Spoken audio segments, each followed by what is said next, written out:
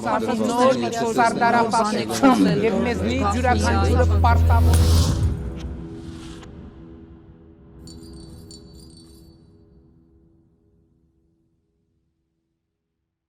Բարի երեկո Tribune հարթակի եթերում կարճ միացում հաղորդաշարն է, ձեզ ենք ներկայացնում անցնող շաբաթվա ամենաշատ քննարկվող իրադարձությունների վերլուծությունը։ Գնացինք։ Այսօր մեր հյուրն է ռազմական փորձագետ Հայկ Նահապետյանը։ Ողջույն պարոն Նահապետյան, շնորհակալ եմ մեզ հյուրընկալվելու համար։ Պարոն Նահապետյան, շաբաթվա ամենակննարկվող կամ թոփ լուրը դարձավ իհարկե գործարար Բայրար Սամվել Կարապետյանի կալանավորումը 2 ամսով, պատճառը իբրև իշխանությունը զավթելու հանրային կոչերն էին նրան, որը վերագրվում է եկեղեցուն սատարելու նրա տեսանյութին։ Նիկոլ Փաշինյանի ՔՊԱ-կանների շրջանում էլ այսպիսի մի խոսույթ է տարածվել, թե հրահանգել է Սամվել Կարապետյանին որակել նախկին, արդեն ճակերտավոր ու սևացնել հենց այդ ոճով։ Հիմա հարցս երևի շատ համապարփակ կլինի, որպեսզի դուք էլ կարողանաք ամբողջությամբ բացել,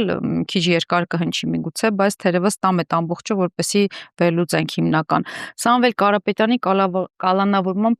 փաստը արդեն իսկ չի խոսում Հայաստանում սահմանադրական կարգի ոչնչացման մասին, գործադիր ու դատական իշխանությունների տարանջատման սկզբունքի ակնհայտ խախտման մասին, որովհետև բացահայտ անարդարություն է տեղի ունեցել, բայց խնդիրը նաև հենց հայ մեծահարուստների մեջ չէ արդյոք, որովհետև չեն մտածում նրանք, որ վաղն էլ իրենց հետևից են գալու, ինչպես եւ երեք մեր ընդդիմադիրները ԱԺ-ից այդքան բարձրաձայնում էին։ Նաեւ չեք կարծում, որ հայ մեծահարուստների թիվ 1 հրամայականը այսօր հասական օրերին ոչ թե նաև իհարկե պետք է լինի բարեգործությունը, բայց բարեգործությունից զատ նաև ռազմավարական էլիտա ստեղծելն է, միգուցե այդ կադրերը աճեցնելն է, ի վերջո երկրում ռազմավարական էլիտայի ձևավորումը ավելի երկարաժամկետ հեռանկարում արդեն կապահովեր չէ Հայաստանի զարգացումն ու հզորացումը։ Հիմա ստացվում է այնպիսի պատկեր, որ նաև մյուս տեսանկյունից դիտարկելով, կարծես Փաշինյանը գիտակցված թե չգիտակցված, բայց Սամվել Կարապետյանից կերտում է այս պահին նաև մի կերպար, որի շուրջ կարող է համախմբվել ժողովուրդը, եթե այդ ազդակը ստացել են ու որով հնարավոր կլինի միգուցե հաղթել, ես շատ կասկածելով եմ ասում, բայց այսպիսի համապարփակ հարց։ Հարցեր էր, հարցեր։ Սկսենք սահմանադրական կարգի տապալում։ Ուրեմն այն սերմերը, որ 2018-ին գծվեց, այսօր դրա պտուղներն է հավաքում։ Եթե 18-ին եզակի մարտիկ ասում էին, որ սահմանադրական կարգի տապալմամբ իշխանության բռնազավթում է տեղի ունեցել, ավասիկ ասողները նաև ամենայն հավանականությամբ գնահատում էին, որ գալու է օրը, որ անգամ Հիտլերի իշխանությունը 33 թվականին կնախանձեր Գերմանիայում կոմունիստների ձերբակալման համար հանիրավի մտածածի նման պատրվակով մարդկանց ձերբակալեր, որի համար իդեպ ամբողջ Ռայխստագը այրվեց, մեղքը բարդվեց որոշակի կեղծ ապացույցներով կոմունիստների վրա, որ նոր դրանից հետո ղեկավարներին ձերբակալեցին։ Եվ հետո քրեական հետապնդումներ, եւ հետո կոմունիստական կուսակցությունը արգելվեց Գերմանիայում։ Սրանց համար եւ կոնկրետ Փաշինյանի համար չկա այդպիսի հասկացություն։ Օրինակ մարդուն կարող է ասել, օրինակ քո հագուստի գույնը իմ դուրը չի գալիս, որը ազդում է իմ ընկալումների վրա, իսկ իմ ընկալումները խիստ պատասխանատու են Հայաստանի ազգային անվտանգության տեսանկյունից, հետաբար ձեր հագուստի գույնը ազդում է ազգային անվտանգության վրա եւ հետեաբար պետք է ձեզ ժամանակապես չեզոքացնել, ասենք նման աբսուրդի ժանրից, ինչ որ այո արվեց Սամվել Կարապետյան մոտապես այս աբսուրդի ժանրից է, իսկ ինչու արվեց եւ ինչու հիմա, այստեղ մի քանի մոտեցումներ կան եւ իրողություններ, մասնավորապես 18-ին, երբ իրապես գնահատենք թե Փաշինյանին արևմուտքը ինչու իշխանության բերեց, 4 հիմնական խնդրի համար, խնդիր առաջին Արցախը ամբողջովին հանձնել Ադրբեջանը։ Իդեպ որի մասին ես 18-ին ասել եմ, ավելին ցավոք սրտի այդ առումով ես ճիշտ եմ դուրս եկել, ասել եմ պատերազմով է հանձնելու։ Երկրորդ Ռուսաստանի ազդեցությունը ըստեղ ամբողջովին զրոյացնել։ Առաջին հերթին տնտեսական։ Ընդ որում Սամվել Կարապետյանը ռազմավարական նշանակություն ունեցող մի կառույցի սեփականատեր է։ Այո, այսինքն Հայաստանի էներգետիկ համակարգը, որը հիմնականում ատոմակայանն է, գազը եւ հեծը, այս երեքը ուղղակիորեն պետք է խլվի։ Ատոմականը փակելու գազը փակելու եւ հետո Ադրբեջանից մի 5 անգամ ավելի թանկ գնելու եւ կոնկրետ հեծը Սամվել Կարապետյանից խլելու։ Իհարկե խլելը ինքը անօրինական է, որտեվ այդ հեծը մի սեփականատիրոջ, որ նաեւ Ռուսաստանի Դաշնության քաղաքացի, այո, բայց ասեմ ձեզ, ձերբակալության օրը այսպեսի մի միտք արտահայտեց ձեր նշած անձը հարբեցող ծաղրացուն, ասելով որ մեկ ամիս առաջ ինքը կառավարությանը դիմել էր հեծի հետ կապված ուսումնասիրություններ անել։ Այո, հիմա ուրեմն մի ամիս առաջ ավելի վաղ բանակցություններ են գնացել եւ գնում, որպեսզի հեծը տրվի թուրքական Ակչա էներգի ընկերությանը։ Իսկն այս բանակցությունը շատ ավելի վաղուց են, որում ավելին ասեմ ձեզ պղնձամոլիբդենային կոմբինատը գեոպրոմայնինգի եւս բանակցությունները եւ այն տեղեկատվությունը, որ սոցիալական ցանցերում տարածվեց, դա ամենայն հավանականությամբ իրականություն է։ Այսինքն երկրորդ խնդիրը 18 թվականին Փաշինյանին բերելու Ռուսաստանի տնտեսական ամբողջ ներկայությունը եւ ներդրումները Հայաստանից դուրս դնելն է։ Ուրեմն երրորդ խնդիրը, որը որ պետք է արվի 102 բազա կա, որը այնուամենայնիվ ՆԱՏՕ-ի անդամ երկրի Թուրքիայի համար խնդրահարույց է։ Տարածաշրջանում ամբողջովին գերակայություն ունենալու համար Հայաստանում ռուսական ռազմական ներկայություն դի չունի։ Իսկ դա երբ է հնարավոր,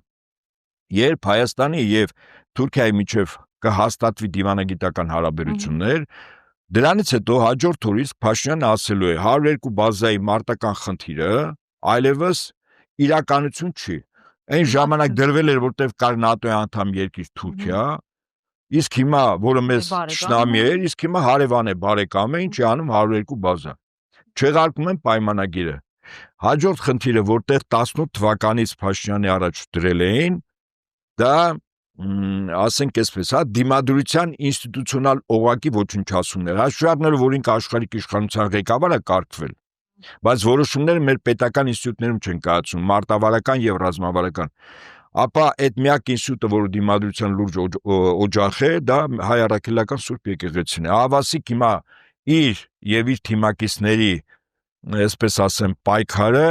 ուղղված է միտում ունի երկու նպատակ. վարկաբեկել եկեղեցին հոգեվորականությանը եւ փորձել փոխել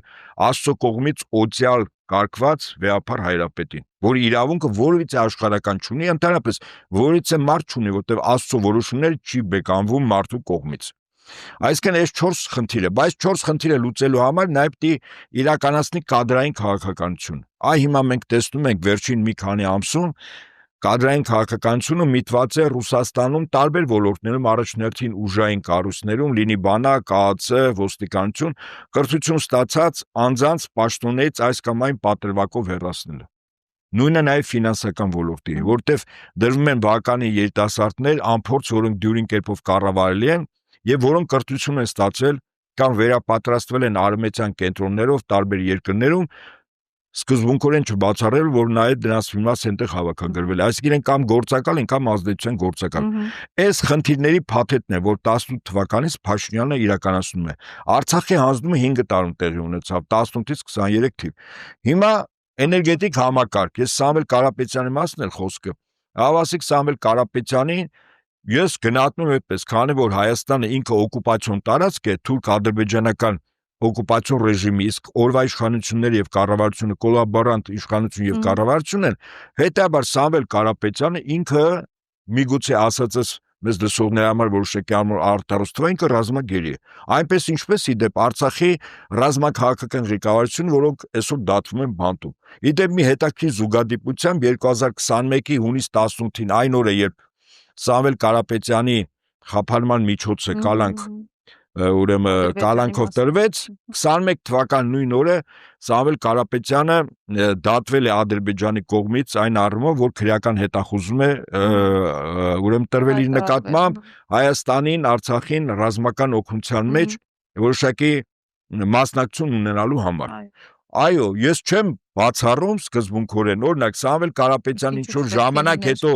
բաց թողելու գինը օրինակ լինի, գինը Եթե իհարկե Ադրբեջանը Թուրքիան համաձայնվեր դրան, լինի ասենք իր ունեցվածքի, իր սեփականության Հայաստանում ներդրումների ամբողջովին խլելը, անունը ազգայնացում է դել, ես այդ բառը համաձայն եմ, բայց ոչ Հայաստանի Հանրապետության ազգայնացում, այդ ազգայնացումը Թուրքիային է վերաբերում, այսինքն ազգայնացումը տրվելու է Թուրքիային, կոպեկներով թվի վրա, թղթի վրա գրելու են, որ հեծը արդեն ավերվել է, չկա, լույս չկա, մարդիկ օրը կես ժամ լույս են օգտագործում եւ այլն։ Սա ինչի համար է, սա վաղը հեծը, որպեսի վաճառելու ժամանակ թուրքերին, ասեն գրի ենթադրենք $1 միլիոն, օրինակ, իրականում որի արժեքը 1 միլիարդ է։ Ասի իհարկե ինքը այսօր քարոզչականով փորձում է հող նախապատրաստել, վաղը հեծը երբ որ իբր աճուրդի հանի, շատ էժան գրի, որսի Թուրքիայից ատկատով մեծ գումարներ ստանա, հա։ Սա իսկ ինչ վերաբերում է Սամվել Կարապետյանին, եթե այնուամենայնիվ Թուրքիան եւ Ադրբեջանը համաձայնվեն, որ ընդամենը խլվելու է ունեցվածքը հեծը տրվելու է, վաճառվելու է Թուրքիա, այդքանում Սամվել Կարապետյանը կարծում էժան պրծած կլինի։ Իսկ եթե ավելի խիստ, ես չեմ բացառում, որ Թուրքիայում ընդ որում 3 նույն Ստամբուլում հանդիպել են Էրդողանն ու Ալիևը։ Ես չեմ բացառում, որ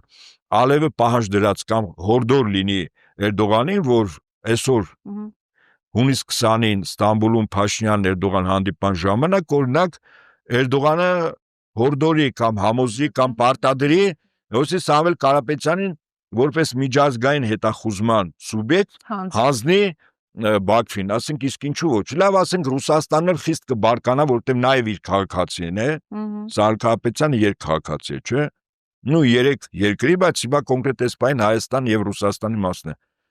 Եվ այդ դեպքում ասենք կբարկանա հայտարարություններ, բայց դրանից հետո երկու պետությունների միջև Հայաստան-Ռուսաստանով պատերազմ չի լինի։ Բայց փոխարենը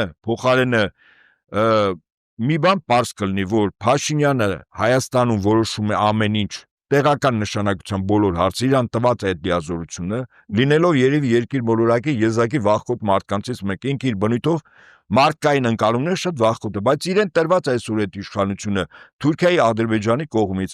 Եվ երկրորդ Թուրքիան Ադրբեջանը աշճանաբար իրենց օկուպացված տարածքների յուրացման գործընթացի մեջ են, այսինքն հեծ են վերցնում, վաղը բազա են հանում, մյուս օրը ձերբակալում են տասնյակ հազարավոր մարդկանց, որոնք Արցախում ինքնապաշտպանական մարտերին են մասնակցի, դե որի վերաբերյալ Ալիևը եւս պահանջ ունի քրեական գործ է, ուրեմն հարուցում եւ արտահանձնում Ադրբեջան։ Նույնպես որ իրավիճակը մենք գնահատենք համարժեք, Փաշինյանը ինչ անում է այսօր, ինքը կատարում է Թուրքիայի եւ Ադրբեջանի հանձնարարականները։ Եվ իսկ Թուրքիան ինչ է ուզում եւ Ադրբեջանը ուզում են որ այս Հայաստանից մնա ասենք մի 10,000 քառակուսի կիլոմետր 1 միլիոն ադրբեջանցի կվերադառնա Հայաստան, մեր ընդերքը տնտեսական ենթակառույցները, քրիտիկական ենթակառույցները ամբողջովին կտրվի իրենց, Սևանի մեծ մասը կտրվի իրենց, այստեղ կմնա մի 5 միլիոն մարդ, Փաշինյանն է կարգեն այդ 5 միլիոն Ադրբեջանի ենթամարզ կամ լավագույն դեպքում Թուրքիայի վիլայեթի ստատուսով ինչ-որ բան, իսկ Փաշինյանը կասի, տեսեք ժողովուրդ, Հայաստանը այլևս գուբերնիա չի, ինքնիշխան ազատ երկիր է։ Ես էլ այդ երկրի ճիշտ է, բա զողողությունների պիտի գնանք 10,000 քառակուսի վրա ղեկավարում։ Սա է հիմա։ Պարոն Նահապետյան, բայց Ռուսաստանի պարագայում մենք ունենք Լևոն Հայրապետյանի օրինակը, որը մահացավ բանտում հենց Ռուսաստանի։ Չեք կարծում, որ այս պարագայում էլ սպասել Ռուսաստանի համարժեք արձագանքին իրականում անիմաստ գործ է։ Ես ընդհանրապես Սամվել Կարապետյանի դեպքի հետ հասկանալի է։ Ես ընդհանրապես մեր խնդիրները մենք կլուծենք։ Սա որպես աքսիոմա վերցնենք։ Բոլոր նրանք, ովքեր հույս են կապում, նույնիսկ մեր ռազմավարական դաշնակից պետության հետ, դա սխալ է։ Մեր ընտանիքում կամ մեր տան մեջ հոտ արձակող աղբը պիտի մենք դուրս թափենք։ Դա ռուսների գործը չի, ոչ է ռուսական պետության։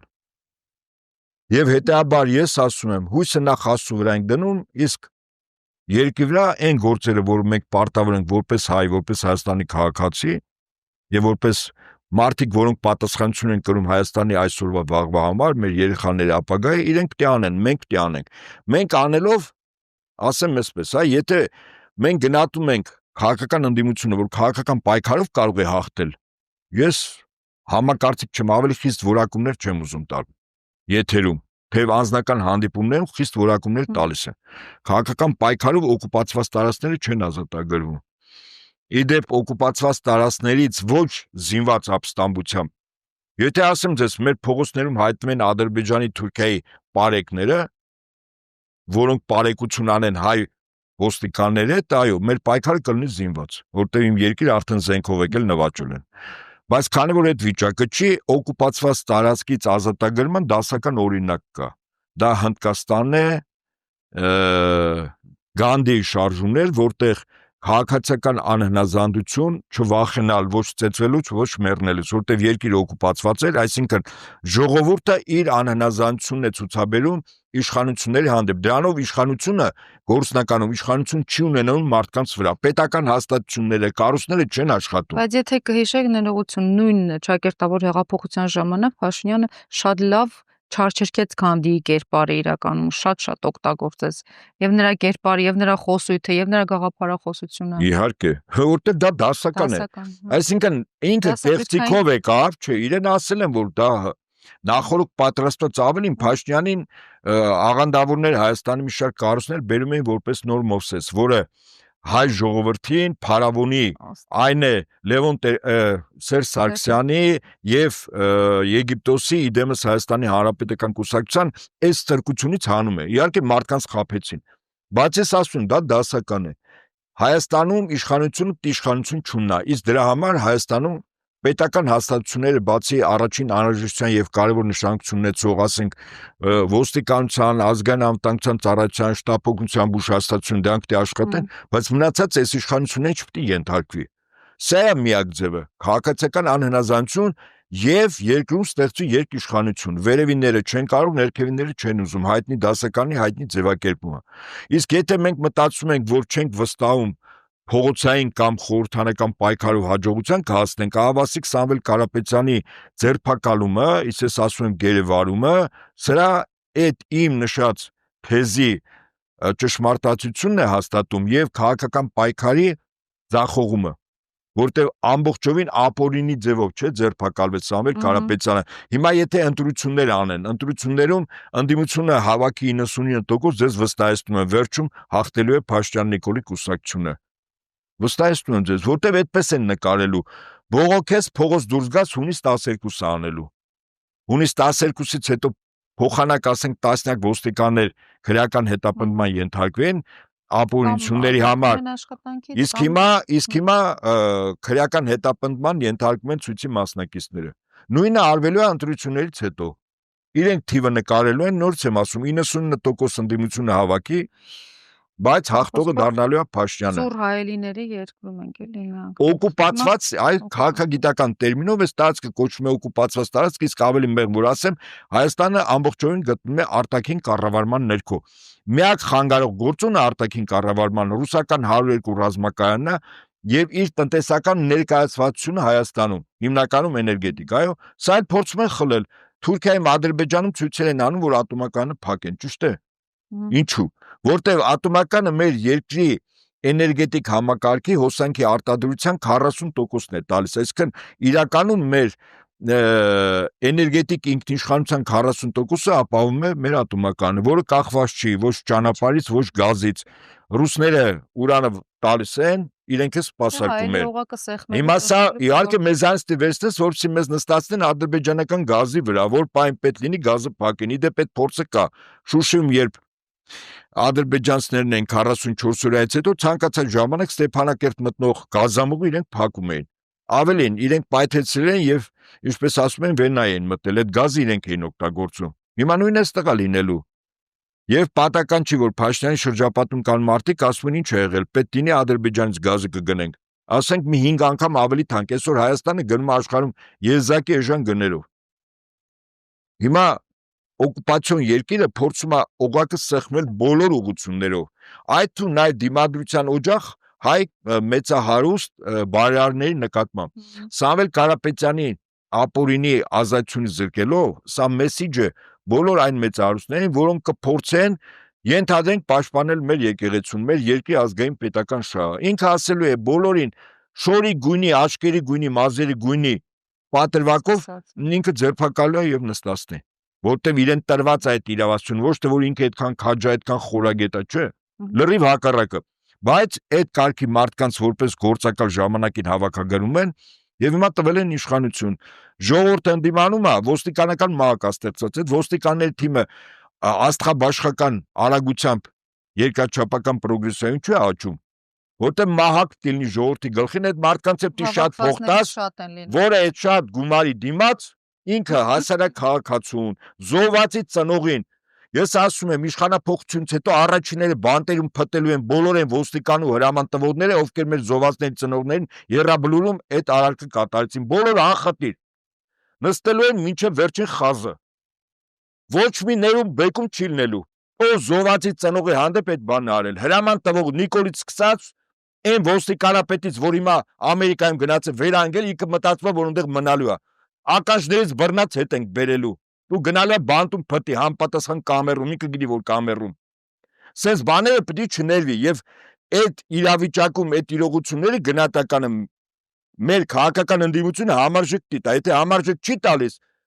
մեկ էլ մտնելով ասում է դե քաղաքական պայքարով Փաշտյան Նիկոլին կհաղթեն, բարև ձեզ, հաղթեցիք օկուպացիոն ռեժիմին, ես ասում Հայաստանում Փաշտյան Նիկոլին չեք հաղթելու, հաղթելու եք Էրդողանին եւ Ալիևին, իսկ մի քիչ եթե ավելի վերև գնանք Բրիտանիա, այս բայը Ռիչարդ Մուր, վաղը արդեն փոխվելու է։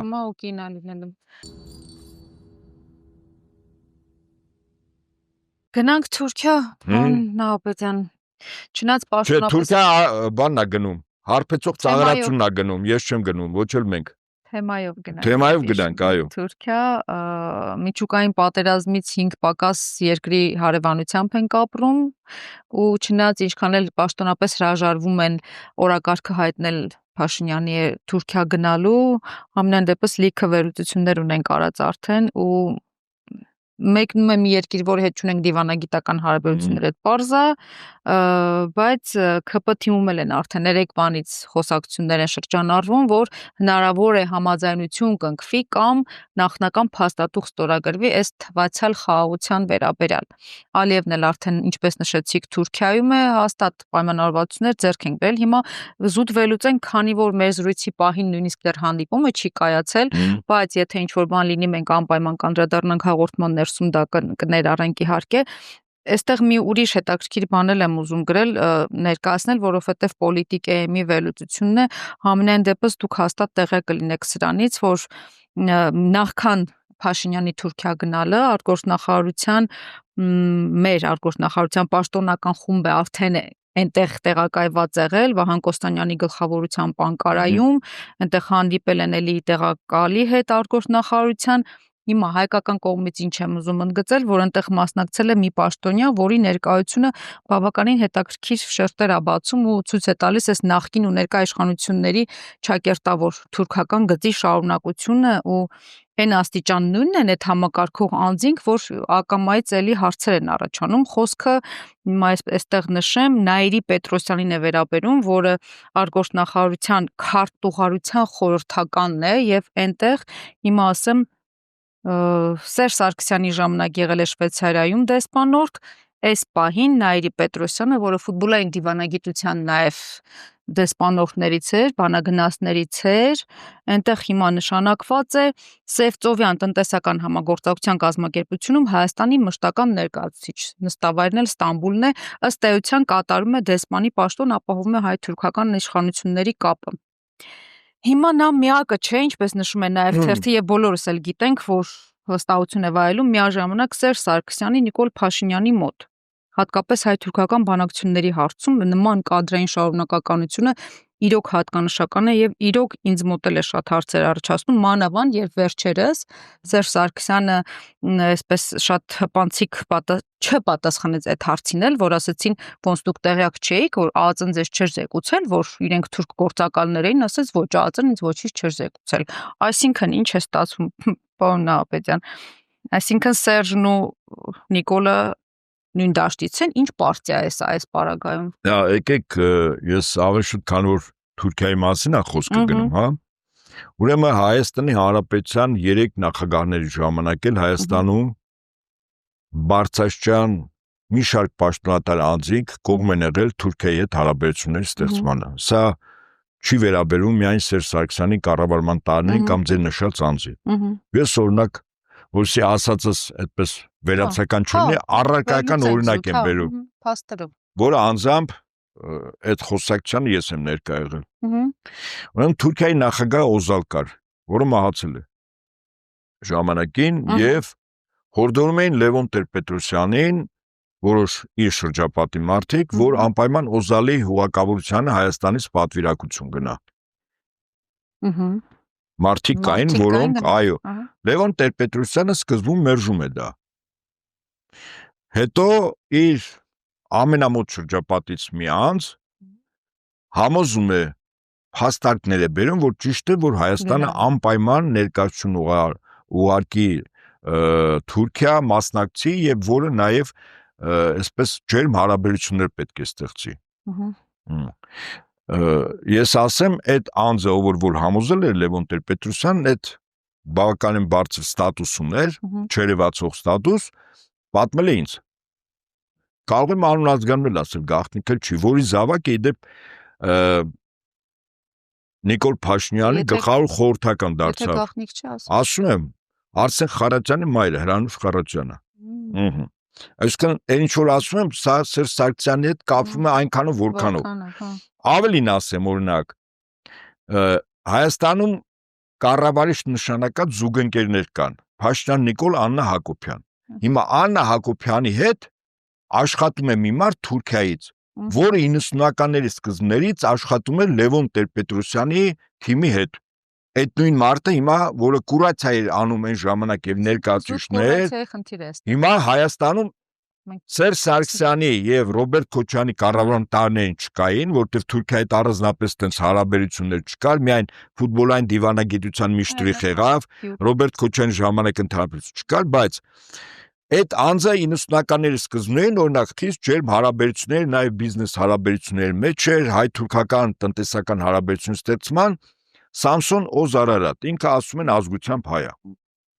Այդ նույն Սամսոն Օզարարատը հիմա կուրացիա է անում Փաշինյան Նիկոլի զուգընկերոջը, Աննա Հակոբյանի, որ այդ պարբերաբար Շվեյցարիայում հանդիպում է։ Հա, երեք էլ կարդացինք, ճիշտ եք։ Դրա մասին։ Ուզում եմ ասել, սա երրորդ նախագահի հետ կապված չի, սա Թուրքիայի քաղաքականությունն է, որը 90-ականների սկզբներին կախված մեր երկրի բարձրագույն ղեկավարության մոտեցումներին, աշխարհաքաղաքական իրավիճակին, իրենք ավել կամ պակաս չափով ինտենսիվ կամ ոչ պակաս, օրինակ աշխատում է։ Այդ նույն Սամսոն Օզարատը ոչ միայն Թելման Տեր-Պետրոսյանի հետ էր աշխատում 90-ականներին, Լևոն Տեր-Պետրոսյանի եղբոր, այլև Լևոն Տեր-Պետրոսյանի արտաքին քաղաքական հարցերով խորհրդական, որը իրականում Միացյալ Նահանգներից մատրիարշիներ Հայաստանում, Ժիրայր Լիպարիտյանի հետ։ Բացենց բաներ ա եղել, եւ հետեւաբար այդ մարդիկ Թուրքիայի կողմից նշանակված անձ, որը շատ մտերմիկ հարաբերություններ ունի Թուրքիայի ներկայիս քաղաքականության գաղափարախոս Դավիթ Օղլուի հետ, ինքը համարվում է Թուրքիայի արտաքին հետախուզության ՄԻՏ-ի նախկին տնօրեն ներկայումս արտգործնախարար Հական Ֆիդանի ավագ ընկերը, դուք նայեք ինչ շրջապատ է, եւ հիմա այդ նույն անձը աշխատում է Աննա Հակոբյանի հետ։ Ավելին ասեմ ձեզ, իր զարմանս կարծում հայության եւ Հայաստանի քաղաքացիների շատ-շատերի, բարձում է Հայաստանի քաղաքացիները առավոտի ցերեկով խաղադրույքներով են զբաղված։ Քվերը միլիարդավոր դոլարներ մեկ տարվա ընթացքում խաղադրույքներ։ Ինչ գումար է, այդ մարդիկ օրվա հացի փող են աշխատում։ Մեկ էլ բարձում առավոտի ցերեկում, եթե հաշվում ես, ասենք միլիարդավոր դոլարներ ներդրումը եւ խաղացողների քանակը, բարձում է Հայաստանը դարձել է Մոնտե Կարլո։ Բայց այդ ինչ գումարներ է, հիմա նորից եմ ասում, հիմա նույն ձևով գալիս ենք Սամսոն Օզարարատի։ Ուրեմն Սամսոն Օզարարատը ժամանակին իր զավակների հետ քաղաքացի էր, որքան ես գիտեմ, Շվեյցարիայի, հիմա Ֆրանսիայի։ Իր տղան ավագ որդին, նույն Սամսոն Օզարարատի։ Ֆրանսիայում ամենամեծ բուքմեյքերական կառույցի ղեկավարն է, որը խիստ մտերմիկ հարաբերությունների Հայաստանում Վիվարոյի տնօրեն հայտնի Վիվարոյի Վիգեն կամ Վիգեն Բադալյանի հետ։ Հիմա մեկ էլ որ մի քիչ ավելի ուշադիր նայենք, մեկ էլ անկառավարելի փողերի հոսքեր կարող է լինեն։ Պատվերը տալիս են, գումարը կատարումից հետո ստանում են, բայց դա չերևա, հա, որտեղ վատ պատվեր է, այս էլ ձեզ փոխանցման ձև։ Փողերի լվացում, նարկոպորնո բիզնեսից եւ այդպես շարունակ։ Ուզում եմ ասել, կա մի շերտ, որը որ մեր ժողովրդի հիմնականում ոչ քաղաքականությամբ զբաղվող մարդկանցից թաքուն է,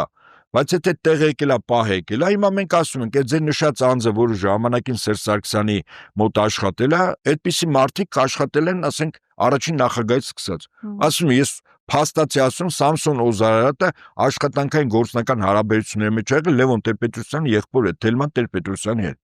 Այսինքն Թուրքիան է աշխատում, կապ չունի Հայաստանում որ նախագահն է եւ ինչ աշխատող է։ Սա Թուրքիայի պաշտոնական քաղաքականությունն է։ Իսկ հիմա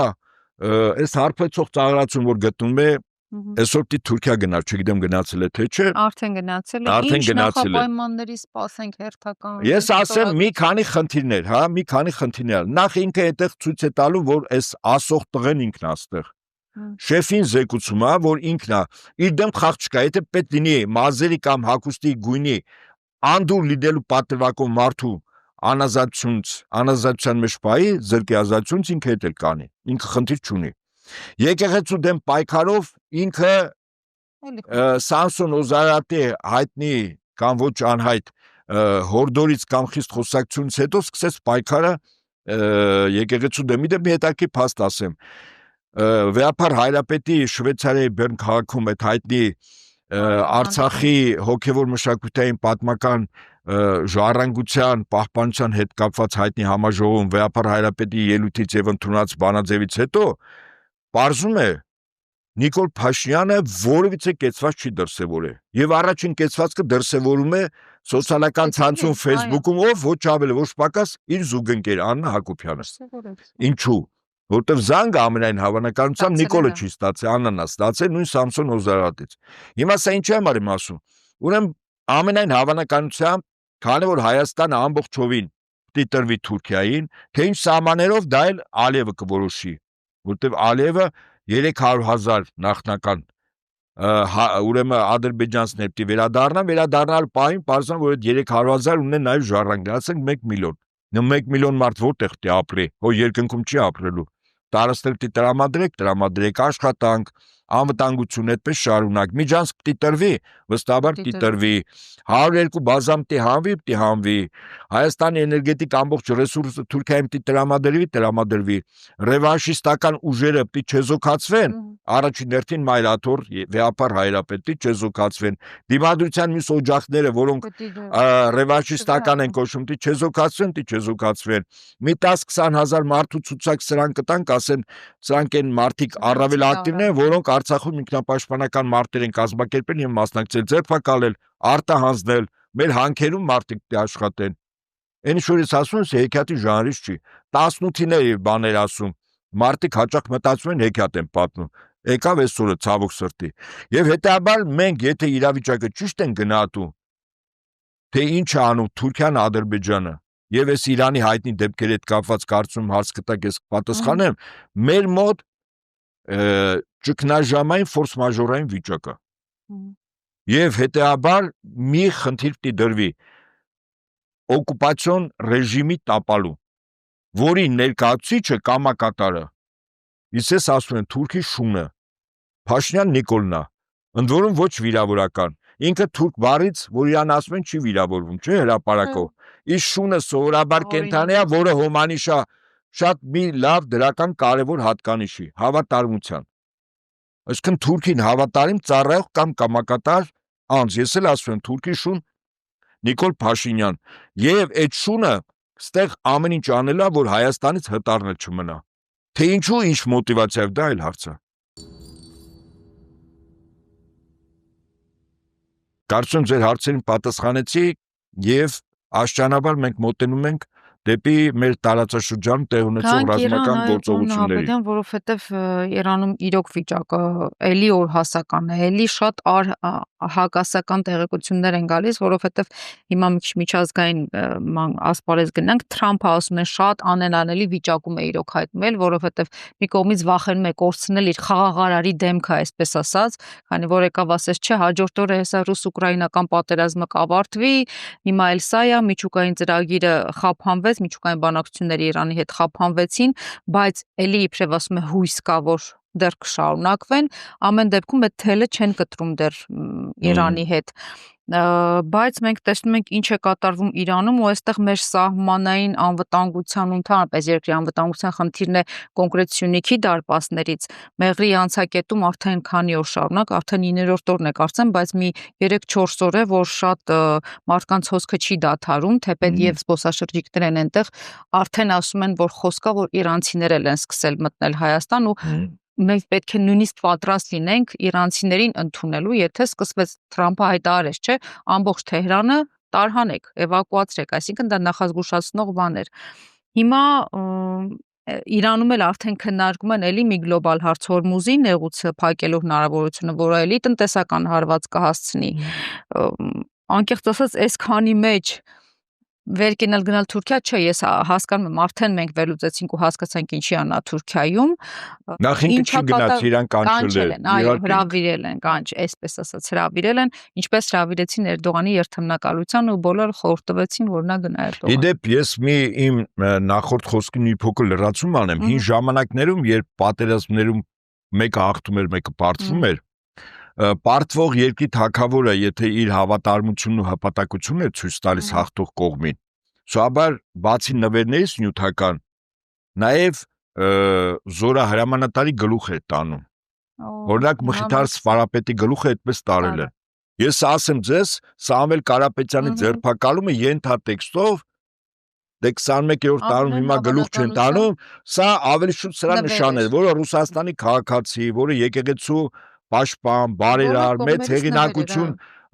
վայելող անձ, հա, կշիռ ունեցող անձ, վերջին այսօր ճանապարհ անցած մարդ, այո, սա հաշվեք, ընդունեք այս ձերբակալությունը նույն գլուխը Էրդողանի սեղանին դնել է նշանակում։ Իսկ հիմա ինչ վերաբերվում է Իրանի հետ կապված, ընդունենք այսպես, երկու պետություն կա շահառու, որոնք այս պատերազմը սկսեցին, բայց որոնց նպատակները մի փոքր տարբեր է։ Առաջին շահառուն Իսրայելն է։ Իսրայելի նպատակը ուրեմն Իրանում իրականացնել իշխանափոխություն։ Այաթոլաների կառավարման ինստիտուտը պիտի վերանա։ Իր նպատակը դա էր, որի համար այն գործողությունները, որ ինքը սկզբից արեց, այդ թվում Մոսադի գործակալական ցանցը, ռազմական, քաղաքական, հոգևոր եւ գիտական վերնախավի զգալի չափի գլխատելը, իրենք մտածում են, եթե դա զուգորդվի ներքին դժգոհություններով, հրթիռակոծումով, ռմբակոծումներով, ապա դա, եթե դրան էլ ավելացնենք 3 էթնիկ խմբերի կողմից անջատողական տրամադրությունների գեներացումը, խոսքս 50% պարսիկներն են Իրանում, մոտ 45% 3 էթնիկ խումբ, դրանք ազերիներն են, քրդերը եւ բելուժները։ Իրենց անջատողական տրամադրություններն էլ գումարենք այս իրողությանը, ապա դա կարող է նախադրյալ, որ Իրանում տեղի ունենա իշխանափոխություն։ Ձեզ վստահաբար ասեմ, այդ պրոյեկտը ձախողվեց։ Հիմա Իսրայելը անցնում է պլան B-ին, այսինքն ռազմական ուժի թելադրանքով փորձել հաղթել Իրանին, որը եւս ձախողված է։ Ինչու՞։ Իրանը հիմնականում պատասխանում է Իսրայելին բալիստիկ եւ երեկել հիպերձայնային արագության հրթիռներով։ Այդ հրթիռների պահոցները հասանելի չեն խոցման տեսանկյունից փաստացի Իսրայելի հրթիռների եւ ռումբերի կողմից։ Ինչու՞, որտեղ գտնվում են 80-ից 120 մետր ապարաժե ժայռերով լեռների մեջ փորած, իսկ այն ռումբերն ու հրթիռները, որ օգտագործվում է Իսրայելի կողմից, նրանք առավելագույն մաքսիմում 40 մետր են ծագար առաջացնում խորություն։ Դա համար 3 օր առաջ Իսրայելի վարչապետը դիմել էր ԱՄՆ-ի նախագահին վերջինիս հակաբունկերային զենքեր խնդրելու։ Երեք էլ իդեպ Ռուսաստանի նախագահ 3 թե 3 առաջնորդ Սանկտ Պետերբուրգում ասաց, որ որից է ձևով նաև այդ ցենտրիֆուգները, որոնք ուրանի, սովորական ուրանից ռազմական ուրան են ստանում, հարստացնում են, նրանք անխոցել են, որտեղ խորությունը շատ մեծ է։ Հիմա արձանագրում ենք, որ Իրանը համարժեք պատասխան է տալիս, Իսրայելի հակաօդային պաշտպանության, հակարդիրային պաշտպանության եւ ռադիոէլեկտրոնային պայքարի այլևս չեն կարողանում գոնե նվազագույնը 50% խոցել իրանական հրթիռները եւ անօդաչուները, այդ տոկոսը գնալով ընկնում է, հա։ Սա նշանակում է, որ եթե Իրանը սկսեց օգտագործել ավելի շատ հիպերձայնային արագության հրթիռներ, ապա Իսրայելի համար վիճակը շատ վատ է։ Մաշեցնում է Իսրայելին։ Այո, հիմա հաջորդը Իրանի ժողովուրդը 78 թվականից 1900 շրջափակման մեջ լինելով, իրենք ապրում են մի հոգեվիճակով, որտեղ պաշարված ամրոց է, այս պաշարված ամրոցում սովորաբար ռազմիկի հոգեբանությամբ են ապրում, ոչ թե բարեկեցիկ կյանքի եւ վայելքների, եւ ռազմիկի հոգեբանությամբ ապրող Իրանի ժողովրդին ճնշման ենթարկել պատերազմով, կորուստներով, ավերով հնարավոր չի։ Ի տարբերություն դրան Իսրայելի ժողովուրդը 3 առաջնորդ արդեն բարձրաշան անգամ պաշտոնատար անձին կեցվածք են դրսևորել Իրանի վարչապետի եւ Մոսադի ղեկավարի նկատմամբ սոցիալական ցանցերում այդ տեսանյութերը կա։ Սա նշանակում է, որ ամենայն հավանականությամբ, եթե սա եւս 1-2 ամիս ձգվի, եթե ձգվի, ես կարծում եմ, որ չի ձգվի, բայց տեսականորեն սա ուղղակիորեն Իսրայելում բերելու է իշխանափոխության։ Իսկ հիմա այս բանը ինչա կատարում։ Այսօր նույն 20-ին Ժնևում հանդիպում են մի կողմից Բրիտանիայի, Գերմանիայի, Ֆրանսիայի արտգործնախարարները, Եվրոպայի, Եվրամիության դիվանագիտական կառույցի ղեկավար Կայա Կալասը եւ մյուս կողմից Իրանի արտգործնախարար Արաքչին։ Նպատակը Իրանի հետ բանակցություններ միջուկային զենքի ստեղծման։ Ընդ որում ռազմական գործողություններից առաջ Իսրայելի կողմից Իրանի արտգործնախարարը եւ այն խումբը, որը գլխատվեց ամերիկացիների հետ բանակցությունների ժամանակ Օմանում, նա առաջին զոհերը նրանք են եղել, էլի։ Իրենք առաջարկում են, որ Իրանը հրաժարվում է, ինքը չի ստեղծում միջուկային զենք, բայց խաղաղ ատոմից չի հրաժարվում, այսինքն ատոմականներ պիտի կառուցեն։ Հիմա ուշադրություն դարձեք, այս ռազմական գործողությունների այս պայդրությամբ նախաձեռնությունը ոչ թե Իրանինն է, որը ցանկանում է, որ բանակցություններ սկսի պատերազմ կանգնեցնելու, այլ Արևմուտքինը։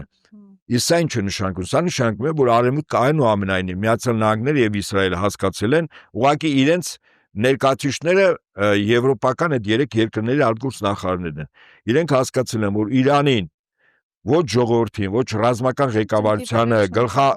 գլխատելուց հետո մի մասին ծնկի բերել հնարավոր չի, այդ ժողովուրդը գնալու է մինչև վերջ։ Եվ այստեղից հետևություն, որ այլևս պայմաններ թելադրողը կարող է դառնալ Իրանը եւ ոչ թե ԱՄՆ-ը Իսրայելի հետ։ Իսկ այո, բանակցություններում վստահաբար։ Առավել եւս Իրանը ասում է, ես խնդիր չունեմ, կռվում եմ մինչև վերջ։ Ի տարբերություն իրեն ուշադրություն դարձեք դեմոկրատները ոնց են ակտիվացել ԱՄՆ-ում։ Այսինքն Տրամպի վարչակազմը լուրջ վտանգի ներքո է։ 1 տարի հետո կոնգրեսի միջանկյալ ընտրությունները ինքը պարտվեց հանրապետականը, մոտ 2 տարի հետո նախագահական ընտրություններում ինքը վստահաբար պարտվելու է։ Սա նշանակում է, որ այնուամենայնիվ այս պատերազմը կարող է կանգնեցվել, բայց մի վտանգ կա, եթե հանկարծ Իսրայելի ղեկավարությունը, որը հասկանում է, որ պատերազմի կանգնեցումը դա առնվազն նվազագույնը Բենյամին Նետանյահուի նույն Բիբիի եւ իր վարչակազմի քրեական հետապնդումն է, առանց որ ինքը Հագայի միջազգային տրիբունալի կողմից հետապնդվում է։ Եվ հետաբար որսի կռիվը չկանգնի, այդ մարդը իր անձը փրկելու, իր թիմին փրկելու համար պատերազմը պիտի շարունակի։ Շարունակման 2 ճանապարհ կա։ Առաջին ցամաքային օպերացիա, որտեղ 1.5 միլիոն մարդ ռազմական գործողություն իրականացնեն։ Դա մի օրում այդ զորքը չես հավաքի, այդ տեխնիկան մի օրում չես հավաքի։ Այստեղ մնում է մյուս տարբերակը, ինչպես Իրանին հաղթել միջուկային զենք։ Ընդ որում միջուկային զենքն էլ հետաքրքիր ձևով կարող են օգտագործել։ Ուրեմն իրենք թիրախավորեն, ասենք միջուկային հետազոտությունների կենտրոնը, այդ ցենտրիֆուգները, որտեղ ուրան կա, հա, հարվածեն, բայց որը այդ ցենտրիֆուգներին հարվածը չի ասում, որի վերաբերյալ ասում եմ, երեք Ռուսաստանի նախագահը ասեց, բայց իրենք անելու են հետևյալը, միջուկային զենքը գցեն այդ տարածքում, բայց ներկայացնեն, որ հրթիռը կպել է միջուկային օբյեկտին, այդ օբյեկտը պայթել է, հավասիկ դա համար մեծ պայթյուն եւ ռադիացիոն ֆոն, որ չասեն, որ մենք միջուկային զենք ենք օգտագործում։ Եվ մի զուգահեռ հետաքրքիր, ուշադրություն դարձեք, որ Իսրայելի օդուժը թիրախային հարվածում է միջուկային բոլոր հետազոտությունների փոքր թե մեծ կենտրոններին։ Այդ ոնց իմացան այդ բոլորի տեղը, ընդ որում դրանց մեծ մասը գաղտնի էր։ Ասեմ ձեզ ոնց իմացան եւ մենք եւս այդ իրողության առաջ ենք կանգնում։ Մագատեն մինչեւ այս պատերազմը Իրանը թույլ է տվել Մագատեի ներկայացուցիչները ի պաշտոնե գալիս էին ստուգում էին բոլոր այն օբյեկտները փոքր ու մեծ, որը Իրանը ուներ։ Դες վստահաբար ասեմ, Մագատեի մեջ եւ գործակալներն եղել եւ հավաքագրված անձինք։ Եվ չեմ բացառում, որ անգամ այդ տարածքներն, որտեղ իրենք ստուգել են, փարոսիկներ են դրել, որը տարիներով կարող է ազդանշան տալ։ Այդ փարոսիկները բավարար է, որ ինքնաթիռը փարոսիկի ազդանշանը վերցի, թիրախը ուղղորդի այդտեղ։ Հիմա ես ինչու եմ ասում զուգահեռենք մեր իրողության վրա։ Հայաստանն արդեն 3-րդ տարին է գտնում Եվրամիության դիտորդական առաքելությունը, որի իբր գործը հայ-ադրբեջանական շփման գծում բախումները կասեցնելն էր, որը չի անում, բայց ամբողջ հանրապետությունում դիվանագիտական անձեռնմխելիությամբ պտտվում են մեքենաներով, ինչ են անում։ Ես սկզբունքորեն չեմ բացառում, այո, մեր բոլոր զորամասերի անխտիր, Բոլոր տեղերը այդ մարդիկ հրաշալի գիտեն, շփման գծեր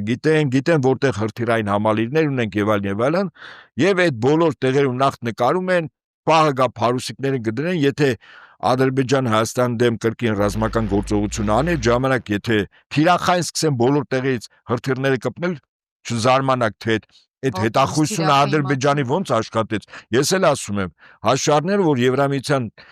դիտորդական այսպես կոչած առաքելությունը բոլոր հետախույզներ են իդեպ, որի վերաբերյալ Ռուսաստանը պարբերաբար եւ արտգործնախարար եւ փոխվարչապետ Օվորչուկը պարտադիր ասում են, որ դրանք հետախույզներ են։ Ավասիկ եթե վաղը մենք պատերազմի մեջ մտնենք Ադրբեջանի հետ եւ լուրջ հարվածներ ստանանք, հիշեք իմ խոսքերը։ Շնորհակալ եմ շատ հարցազրույցին։ Բարի։